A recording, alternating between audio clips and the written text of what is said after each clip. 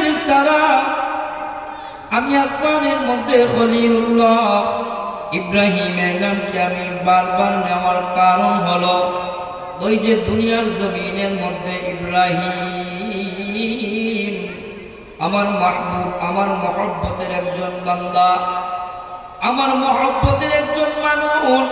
দুনিয়ার জমিনের মধ্যে যতটুকু কাজ সে করে প্রত্যেকটা কাজের ক্ষেত্রে ওই ইব্রাহিম আমি আল্লাহকে স্মরণ করে, প্রত্যেকটা কাজের ক্ষেত্রে আমি আল্লাহকে স্মরণ করে। আমি আল্লাহ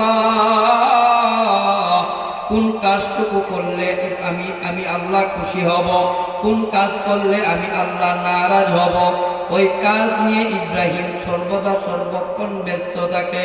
যে কাজটা করলে আমি মালিক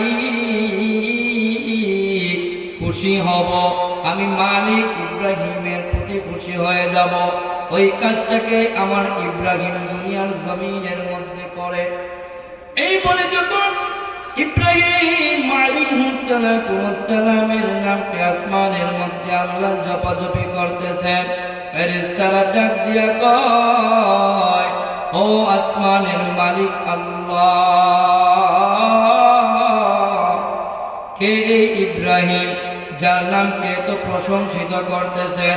ওই বান্দাকে, ওই আপনার প্রিয় বান্দাকে আমরা পরীক্ষা করব। আল্লাহ ডাক দিয়া কয়, ফেরেশতারা রে, আমার ইব্রাহিমের কেমন পরীক্ষা তোমরা নিতে চাও? ফেরেশতারা বলে, আপনার ইব্রাহিমের ঈমানকে আমরা পরীক্ষা করব। তার ঈমান দুনিয়ার জন্য না আপনার জন্য? তার ঈমান দুনিয়া কামাইয়ের জন্য না আপনি আল্লাহকে রাজি খুশি করার জন্য, আপনার জান্নাত অর্জন করার জন্য? ওই ইব্রাহিমের পরীক্ষা নিতে চায়।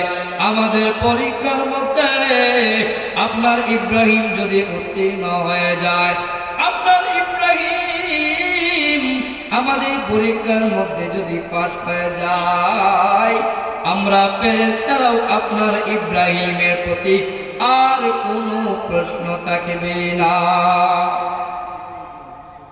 আল্লাহ পাক রব্বুল আলামিন ডাক দিয়া কয়, এ ফেরেশতারা রে, আমার ইব্রাহিমের কেমন পরীক্ষা নিতে চাও? যে কোনো পরীক্ষা নিবা, আমার ইব্রাহিম পরীক্ষার মধ্যে উত্তীর্ণ হবে।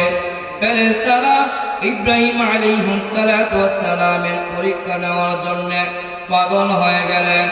একদিন ইব্রাহিম আলাইহিস সালাতু ওয়াস সালাম বকরির পাল নিয়ে এক চারণভূমিতে গেলেন।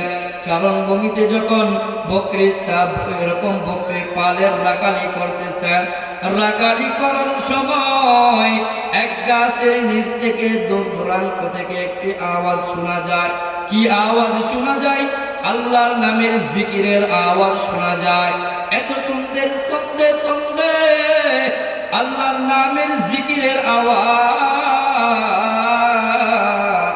ইব্রাহিম আলাইহিস সালাতু ওয়াস সালামের অন্তরটা শীতল হয়ে গেল। শুধু কানের মজা নয়, তার দিলটার ভিতরে ওই জিকিরের আওয়াজের মজা তার অন্তরের মধ্যে জুস লেগে গেল। ইব্রাহিম আলাইহিস সালাতু ওয়াস সালাম চিন্তা করতে লাগলেন, এত সুন্দর জিকিরের আওয়াজ কোথায় থেকে আসতেছে? ইব্রাহিম কান পেতে দেখে দূর দূরান্ত থেকে একটা গাছের তল থেকে কে জানি আমার মাওলার নামের জিকির করতেছে। কে জানি বলে, সুবহানাজিল মুলকি ওয়াল মালাকুতি সুবহানাজিল ইজ্জাতি ওয়াল আইবাতি সুবহানাজিল মুলকি ওয়াল মালাকুতি সুবহানাজিল ইজ্জাতি ওয়াল আইবাতি ওয়াল মালাকুতি ওয়াল জাবারুত। এত সুন্দর জিকিরের আওয়াজ শুনতে শুনতে শুনতে শুনতে বলতেছে। ইব্রাহিম আলাইহিস সালাতু ওয়াস সালাম আর স্থির থাকতে পারলেন না। ওই জিকির শোনার জন্য ছাগলের পাল নিয়ে আস্তে আস্তে সামনের দিকে অগ্রসর হয়। যতই অগ্রসর হয় ততই জিকিরের আওয়াজের ধূস অন্তরের মধ্যে লাগে। এত মজার জিকির জীবনে কোনোদিন শুনি নাই। এই বলে যখন গাছের নিকটে চলে গেল, দেখে একটা সুন্দর যুবক আল্লাহর নামের জিকিরকে সন্ধে সন্ধে সন্ধে সন্ধে বানিয়ে বানিয়ে বলে। ইব্রাহিম যখন ওই গাছের নিকটে চলে গেলেন, জিকির বন্ধ করে দিল। ইব্রাহিম আলাইহিস সালাম বলেন, যুবক ভাই, এত সুন্দর আল্লাহর নামের জিকির আপনি করতেছেন, আমি আসার পরে জিকির বন্ধ করে দিলেন কেন? যুবক বলে, না, এখন আমি আর জিকির করব না। কেন করবেন না? আমার মন চাইছে আমি জিকির করব না। কিন্তু ইব্রাহিম আলাইহিস সালাম ডাক দিয়া কই, যুবক ভাই, আল্লাহর নামের জিকির করবা, আমল নামাই নেকি দিবেন আল্লাহ, আমল নামাই সওয়াব দিবেন আল্লাহ। এই জিকির আপনি করবেন, আপনারও সওয়াব হবে। আমি শুনবো, আমার আমল নামায় আল্লাহ সওয়াব দিবে। আপনি করলে আপনার লাভ হবে, আমি শুনলে আমার লাভ হবে। সমস্যাকে জিকির করেন, জিকির করেন। এই বলে যখন বারবার বলতেছে, যুবক ভাই, জিকির করেন, আপনার জিকির শুনতে ভারী মজা লাগে। যুবক বলে, ও ভাই, এই জিকির বানাইতে আমার খুব কষ্ট হয়েছে, এমনি এমনি জিকির শোনানো যাবে না। ইব্রাহিম ডাক দিয়া কয়, কেমনে এই জিকির আমাকে আপনি শোনাইবেন? আমাকে কিছু টাকা দাও, তাহলে ইব্রাহিম আপনাকে এই জিকির আমি শোনাবো। ইব্রাহিম আলাইহিস সালাম চিন্তিত হয়ে গেলেন, পেরেশানিত হয়ে গেলেন। আমার কাছে তো কোনো টাকা নাই, কেমনে এই জিকির শুনবো? চিন্তা করতে করতে এক পর্যায়ে ইব্রাহিম আলাইহিস সালামের অন্তরের মধ্যে বেজে উঠল, টাকা নাই তো কি হয়েছে, আমার সামনে তো আমার বকরির পাল রয়েছে, বলি আল্লাহু আকবার। টাকা নাই তো কি হয়েছে, আমার সামনে বকরির পাল রয়েছে। ও যুবক ভাই, আমার কাছে কোনো টাকা নাই, কিন্তু আমার কাছে বকরির পাল রয়েছে। এখান থেকে অর্ধেক বকরিকে আপনার নামে আমি লিখে দিলাম, এরপরেও আমাকে আমার মাওলার জিকির শুনান, বলি সুবহানাল্লাহ।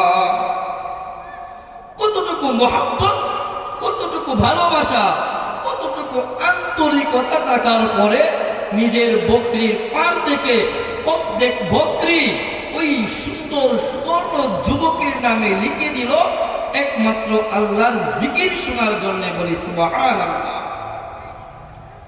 অর্ধেক পালকে যখন লিখে দিল, ওই যুবক একবার আল্লাহর নামের ওই জিকির সন্ধে সন্ধে শোনাইল। দ্বিতীয়বার যখন জিকির শুনল, ইব্রাহিমের অন্তরের মজা যায় না, মজা তো আরো বেড়ে গেছে। হাই হাই, এ কেমন জিকির আমাকে শোনাইলা, আমার অন্তরের জোশ বেড়ে গেল, মজা বেড়ে গেল। এই যুবক ভাই, আরেকবার এই জিকিরটা শোনান না। এই কথা যখন বলল, যুবক বলল, এমনি এমনি জিকির শোনানো যাবে না, জিকির শুনতে গেলে টাকা লাগবে।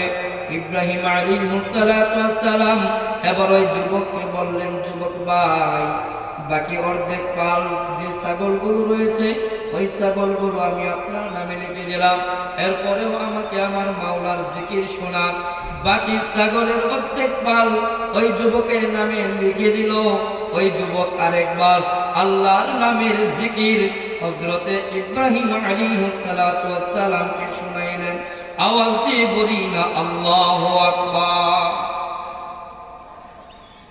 জিকির যখন দ্বিতীয়বার শুনাইল, আল্লাহর প্রেম ভালোবাসার মধ্যে মগ্ন থাকে যারা, আল্লাহর প্রেম ভালোবাসার মধ্যে যারা সর্বদা সর্বক্ষণ নিয়োজিত থাকে, আল্লাহর নাম যতই জপে তাদের বেমজা লাগে না, তৃপ্তি আসে না, বরংস আল্লাহর জিকিরের মধ্যে তাদের এমন জোশ লাগে, যত জিকির করে মনে হয় আল্লাহ তার কলবের মধ্যে ততই নিকটে চলে এসেছে। কথা বলেন ঠিক কিনা?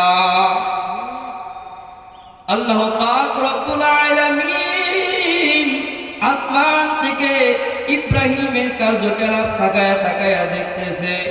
ইব্রাহিম এবার যুবককে কই, যুবক ভাই, আরেকবার আমাকে জিকিরটা শোনান না। যুবক বলে, এমনিতে তো শোনা যাবে না, টাকা লাগবে। ইব্রাহিম আলাইহিস সালাতু ওয়াস সালামের যে ছাগলের পাল ছিল ওই পাল থেকে পরিপূর্ণ ছাগল ওই যুবকের নামে লিখে দিল।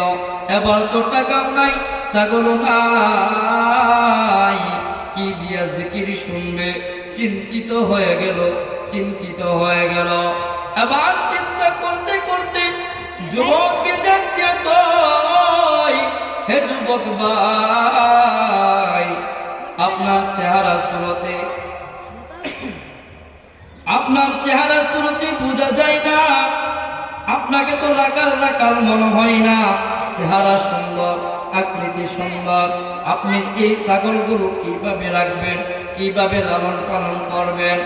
আমি ইব্রাহিমকে আপনার রাখাল হিসাবে রেখে দেন, আর আমাকে কোনো বেতন দেওয়া লাগবে না, আমাকে কোনো কিছু হাদিয়াও দেওয়া লাগবে না, আমাকে বেতন হিসাবে সর্বদা সর্বক্ষণ দিবানিশি ওই মাওলার জিকির আমাকে শোনাইবেন। বলি আল্লাহু আকবার।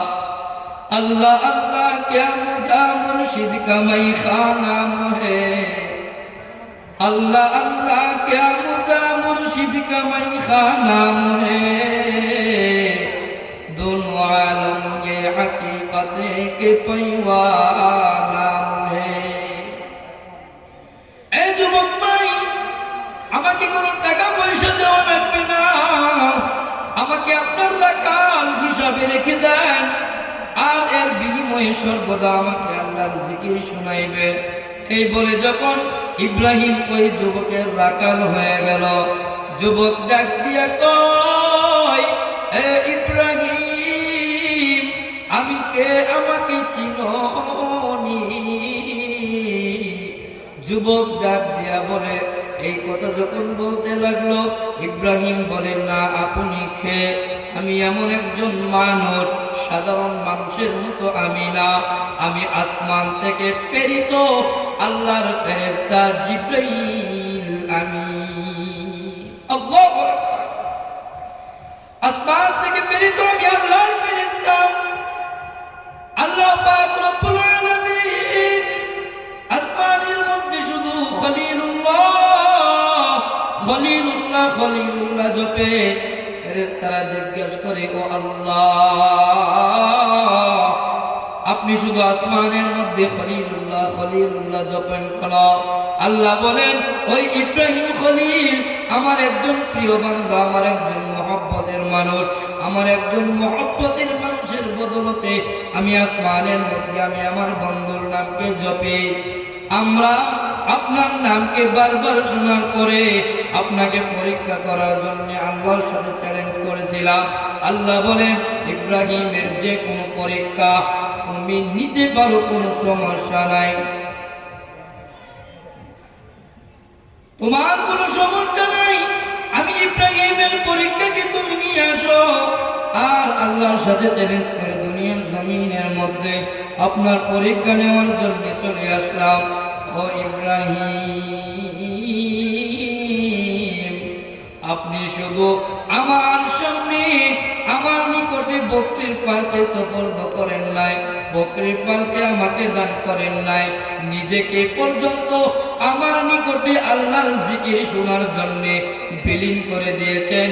ও ইব্রাহিম, আজকে থেকে আমরা ফেরেশতারাও আপনার নামকে আসমানের মধ্যে ঘোষণা করব। আওয়াজ দিয়ে বলেন না সুবহানাল্লাহ। এই জন্য আল্লাহর মহব্বতের বান্দা যারা হবে দুনিয়ার জমিনের মধ্যে, আল্লাহর মহব্বতের কদর যাদের অন্তরে থাকবে, সর্বদা সর্বক্ষণ জিকিরের মধ্যে থাকবে, ইবাদতের মধ্যে থাকবে, প্রত্যেকটা কাজে কর্মে চলাফেরাই হাঁটা চলাই আমার অন্তরে কলবে থাকবে আল্লাহ। ওই বান্দা যখন আল্লাহর নামের জিকির করতে করতে নিজেকে আল্লাহর জন্য বিলীন করে দিবে, আল্লাহ পাক রব্বুল আলামিন তার নামও আসমানের মধ্যে ফেরেশতাদের সামনে জপা শুরু করে দিবে। বলি সুবহানাল্লাহ।